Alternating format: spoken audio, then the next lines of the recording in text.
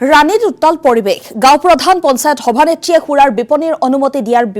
পিছতেই হাহাকাৰ পৰিস্থিতি সুৰাৰ বিপণী মুকলি কৰিবলৈ যোৱা কাৰ্যক তীব্ৰ বিৰোধিতা গৌতম দাস নামৰ লোকজনে লাভ কৰিছিল অনুমতি প্ৰদানত গোপন বুজাবুজিৰ অভিযোগ গাঁও প্ৰধান পঞ্চায়তৰ সভানেত্ৰীৰ বিৰুদ্ধে ঘটনাৰ পিছতেই গাঁও প্ৰধানৰ ভুল স্বীকাৰ মুকলিৰ পূৰ্বেই অনুমতি বাতিলৰ দাবী ৰাইজৰ উল্লেখ কৰিছো পুনৰবাৰ ৰাণীত উত্তাল পৰিৱেশ গাঁও প্ৰধান আৰু পঞ্চায়ত সভানেত্ৰীয়ে সুৰাৰ বিপণীৰ অনুমতি দিয়াৰ পিছতেই হাহাকাৰ পৰিস্থিতি সুৰাৰ বিপণী মুকলি কৰিবলৈ লোৱা কাৰ্যক তীব্ৰ বিৰোধিতা গৌতম দাস নামৰ লোকজনে লাভ কৰিছিল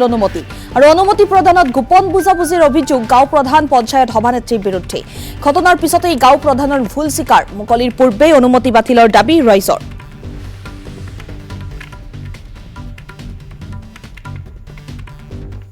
এতিয়া আমাৰ মতে আমি ৰাইজে আলোচনা কৰিলোঁ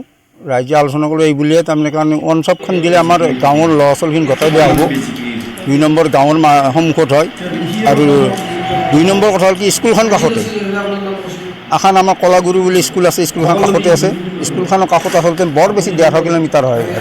তাৰ ওপৰ নহয় 1.5 মিটাৰ কাষত এখন চৰ্চা হোৱাটো আমি বিচৰা নাই আৰু আমি ইতিমধ্যে কৈছোঁ তেওঁলোকে ধৰ সেইটো চকত দিয়ক বা দোকানে দিয়ক আমাৰ তাত আপত্তি নাই কিন্তু আমি গাঁৱৰ সন্মুখত দিব নোৱাৰিম